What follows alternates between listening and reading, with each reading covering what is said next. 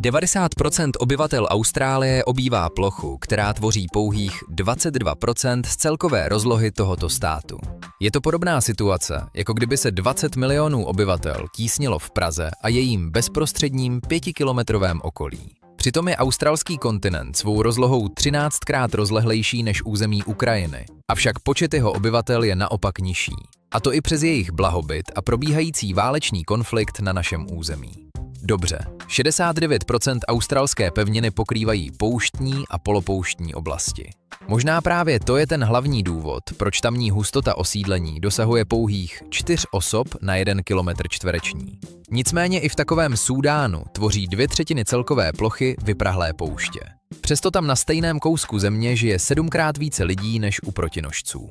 Navíc je nutné brát v potaz skutečnost, že súdánský stát neustále zmítají nekonečné občanské nepokoje. Někdo by mohl namítnout, že australská populace je tak skromná z důvodu obrovské vzdálenosti, kterou musí případní migranti z Evropy či Asie překonat. Za prvé je však dnes letecká cesta z jakéhokoliv evropského hlavního města záležitostí, která v průměru trvá méně než 1 jediný den. Za druhé se v těsné blízkosti nachází ostrov Nová Gvinea, jehož hustota zalidnění je přibližně 5krát vyšší než ta australská. Nyní se podrobně zaměříme na to, jaké historické a geografické okolnosti formovaly specifický proces osidlování tohoto nejmenšího kontinentu. Prozkoumáme, jakou roli v celém tomto složitém vývoji sehráli trestanci, zlatokopové, milovníci idealistické literatury z dělnického prostředí, úředníci vymýšlející jazykové testy v netradičních nářečích, agresivní japonští vojáci i dnešní ochránci přírody. Prapředci současných domorodých obyvatel vstoupili na tuto pevninu před více než 50 000 lety. Původně dorazili na prastarý pevninský útvar zvaný Sáhul, který v dávných dobách spojoval dnešní australské území s Novou Gvineou. Přičemž jejich cesta vedla z oblasti současné jihovýchodní Asie přes četné mělčiny a krátké úseky otevřeného oceánu. Než vůbec došlo k počátečním setkáním s evropskými mořeplavci, kontinent už obývaly nejrůznější lidské komunity. Jejichž zástupci komunikovali více než 200 odlišných jazyků a tvořili zhruba 600 samostatných kmenových svazů. Zdaleka největší podíl těchto populací se koncentroval v blízkosti mořského pobřeží nebo v úrodných říčních údolích, zatímco do nehostinných vyprahlých oblastí se odvážela sotva 1/10 veškerých domorodců.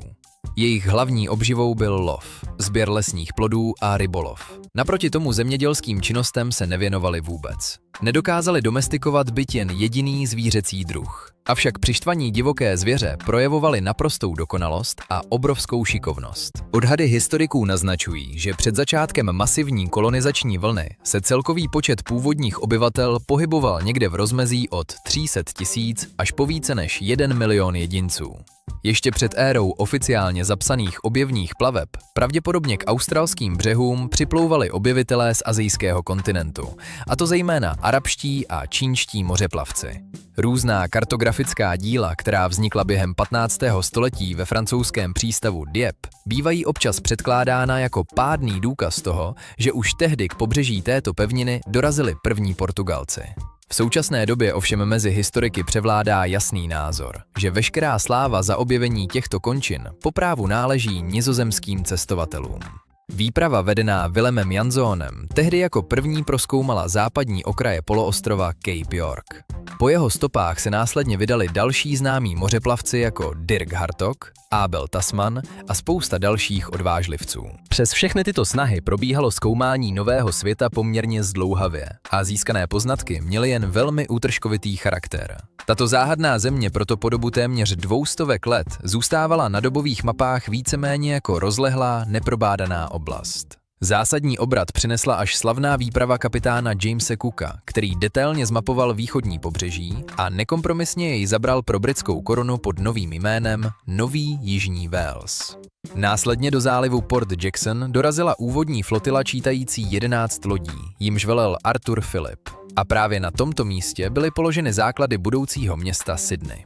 Hluboké přírodní zátoky, bezproblémový přístup k oceánu, velmi mírné podnební podmínky a vizuální podobnost s evropskou přírodou způsobily, že se tyto okrajové části staly zcela logickou volbou pro budování úplně prvních osad. Tímto způsobem postupně vznikla kolonie na březích řeky Yarra, ze které se později vyvinul Melbourne, osada v Mortonově zálivu, jež dala vzniknout dnešnímu Brisbane, dále osídlení u Swan River, kde byl založen Perth, a konečně i svobodná komunita Adelaide v regionu Jižní Austrálie. Přesně tak se zrodila základní kostra demografického rozložení australského státu, kterou představuje velmi úzký pruh pobřežních metropolí, ostře kontrastující s obrovskými a liduprázdnými oblastmi hluboko ve vnitrozemí. Hned jak si Britové toto území oficiálně přivlastnili, zahájili intenzivní průzkum tamní vyprahlé krajiny s tajnou nadějí, že objeví sladkovodní jezera nebo nekonečné lány půdy vhodné pro pěstování plodin. Skotský cestovatel John McDougall Stuart v průběhu své náročné mise dorazil až do samotného geografického středu tohoto kontinentu a jako první ho překonal od jižních břehů u Adelaide až na daleký sever do míst, kde dnes leží město Darwin. Tento neohrožený objevitel svým nadřízeným jednoznačně potvrdil krutou realitu spočívající v tom, že pevnina nedisponuje žádnými významnými vodními zdroji a k zemědělské produkci lze využít jen naprostý zlomek dostupné půdy. Až do poloviny 19. století proto zůstávala všechna zámořská sídla v této části světa jen velmi řídce osídlená. Když se psal rok 1851, čítala komunita cizinců přibližně 430 000 duší, z nichž zhruba 80% tvořili původem Britové. Do této většinové skupiny spadali deportovaní zločinci z britských ostrovů, trestanci po odpykání trestu, jejich přímí potomci i zcela svobodní přistěhovalci, kteří přijeli dobrovolně.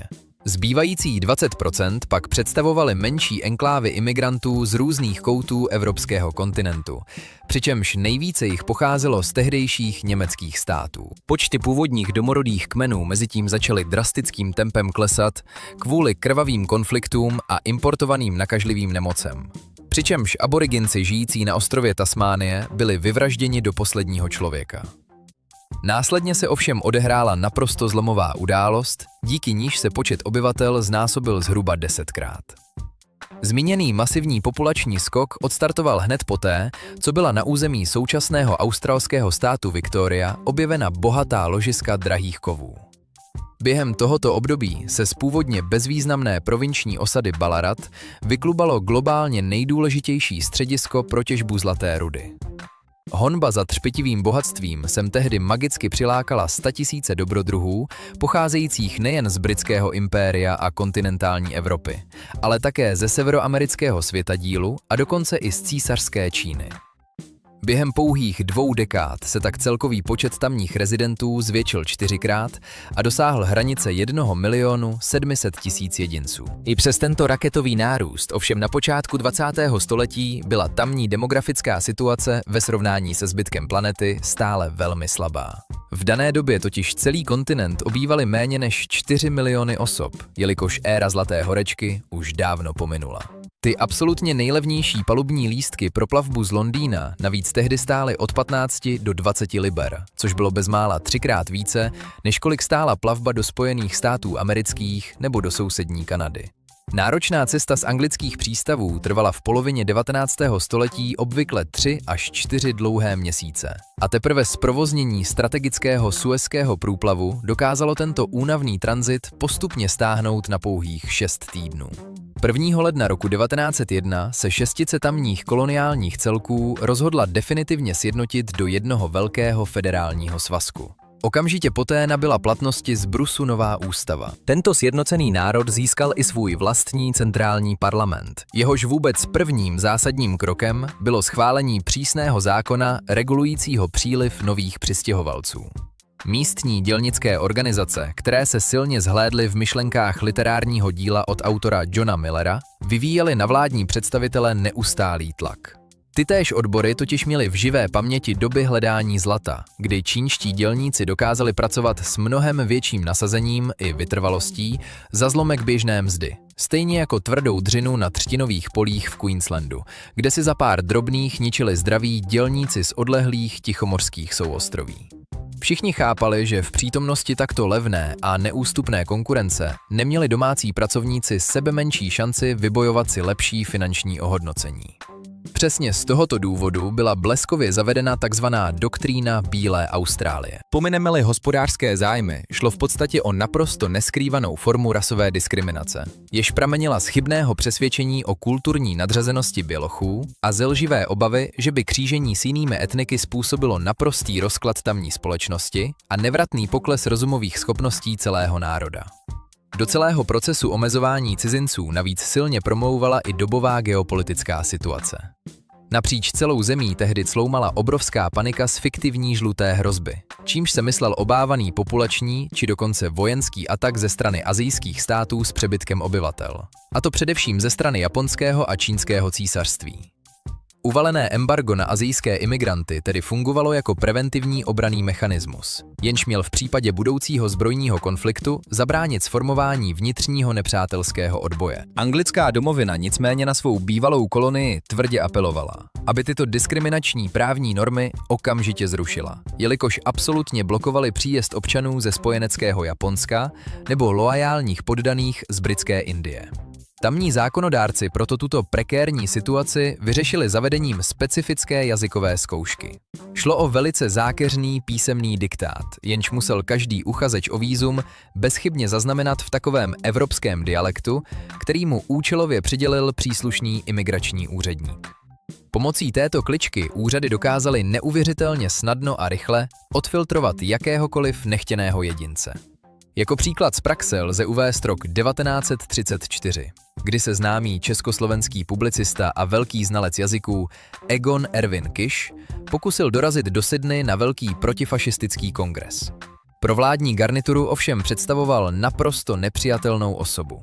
A to hlavně kvůli jeho dřívějším projevům sympatií směrem ke komunistické ideologii. Celníci mu z tohoto důvodu záměrně předložili zkušební text v těžko srozumitelné skotské gaelštině.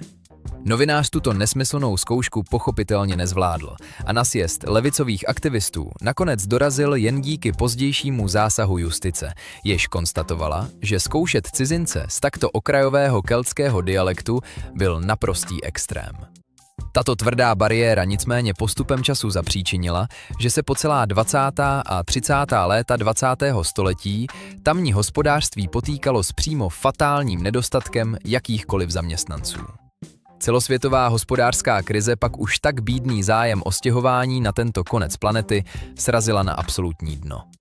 Skutečný zlom v uvažování však přinesla druhá světová válka, během níž tamní politická reprezentace zažila opravdový strach o holé přežití. Japonské imperiální letectvo totiž v té době provedlo více než 100 zničujících náletů na severní město Darwin a silně bombardovalo i západní část pevniny, včetně státu Queensland. Nepřátelské ponorky navíc drze vpluly přímo do sydneyského přístavu a systematicky narušovaly všechny klíčové zásobovací linie, které směřovaly z amerického, evropského i asijského kontinentu. V ten okamžik nejvyšší politici konečně vystřízlivěli a uvědomili si, že pokud dojde k plnohodnotné pozemní invazi, obrovský a liduprázdný stát nedokáže téměř nikdo bránit. Vždyť tehdejší celková australská populace čítala ubohých 7 milionů tváří, zatímco agresivní Japonsko disponovalo masou čítající přes 70 milionů osob. Hned jak utichly zbraně, stalo se naprostým fenoménem zbrusu nové politické heslo, které občanům vzkazovalo, že stát buď radikálně navýší počet svých obyvatel, nebo bude nevyhnutelně zničen. Do čela nově vzniklého vládního úřadu pro přistěhovalectví se postavil ministr Arthur Calwell a neprodleně spustil gargantuovskou kampaň s cílem přilákat zahraniční dělníky. Poprvé v celých dějinách se hranice široce rozevřely i pro ty Evropany, kteří neměli britské kořeny. Nicméně přísné restrikce vůči imigrantům s jinou než bílou barvou pleti přetrvaly i nadále. Od roku 1945 až do poloviny 60. let do země i tak stihlo doputovat přibližně na 2 miliony nově příchozích. Obrovské množství z nich muselo strávit dlouhé dny v tranzitním středisku Bonegilla, ležícím na území státu Victoria, kde cizinci absolvovali detailní zdravotní prohlídky a následně byli podle státních priorit rozrazováni do konkrétních pracovních pozic po celé republice. Kvůli drsným vojenským pořádkům, naprosto bídnému ubytování a tragické stravě v tomto zařízení dokonce hned několikrát propukly velmi ostré masové vzpoury. Segregační zákonodárství, protežující pouze bílé osadníky, bylo nakonec definitivně pohřbeno a kompletně zrušeno až během roku 1973. Od tohoto slavného okamžiku na kontinent pravidelně cestují davy rodáků z Číny, Indie, Vietnamu, Filipín a bezpočtu dalších afrických i asijských republik. Ačkoliv imigrace z těchto končin stále probíhá, lidé z výše zmíněných koutů světa, včetně jejich nejbližších potomků, dodnes netvoří ani 10% z celkové tamní populace. Další zhruba 4% pak pokrývají zástupci těch úplně původních kmenů a všechen ten drtivý zbytek národa nadále tvoří jedinci, v jejichž žilách koluje krev evropských přistěhovalců. V současných politických kuloárech přitom neustále probíhají nesmírně vášnivé debaty o tom, jaká je vlastně ta naprosto ideální demografická kapacita státu. Zástupci soukromého sektoru, kterým zoufale chybí kvalifikovaní zaměstnanci, silně lobují za mnohem agresivnější přijímání cizinců. Na druhou stranu, velká většina běžných občanů a specialisté z oboru environmentální vědy hlasitě poukazují na kriticky nízké zásoby pitné vody, obrovskou náchylnost oceánských metropolí vůči globálním klimatickým výkyvům a do očí bijící přeplněnost takových měst, jakými jsou Sydney, Brisbane či Melbourne. Oficiální vládní garnitura se proto neustále snaží pragmaticky lavírovat mezi těmito dvěma ostře vyhraněnými názorovými proudy. Je tedy naprosto zřejmé, že celkový nedostatek rezidentů a koncentrace veškerého civilizačního ruchu výhradně u mořského pobřeží vychází z velice komplexních historických procesů. Svou obrovskou daň si vybrala především limitující příroda v podobě neustálého sucha, žalostného nedostatku orné půdy a nevyzpytatelného extrémního podnebí. Dalším silným faktorem byla obrovská geografická izolace od ostatních důležitých světových uzlů, což přestalo tvořit logistickou noční můru až tak před 60 či 70 lety. A nesmíme zapomínat ani na absurdní segregační praktiky, jimiž se tamní úřady snažily udržet běložskou společnost a jejich temné stíny do jisté míry dopadají na tamní demografii až do dnešních dnů. Nabízí se samozřejmě palčivá otázka, jestli ty nejnovější objevy na poli umělého zavlažování, obnovitelných zdrojů energie a rychlostní přepravy dokážou tento zažitý trend někdy v budoucnu zvrátit. Zda se jednoho dne dočkáme masivnějšího stěhování lidí směrem do opuštěného a prázdného středu kontinentu. Podobné revoluční převraty jsou však vysoce nepravděpodobné, protože neustále zrychlující skleníkový efekt proměňuje už tak drsné centrální vnitrozemí v ještě více nesnesitelné a životu nebezpečné místo.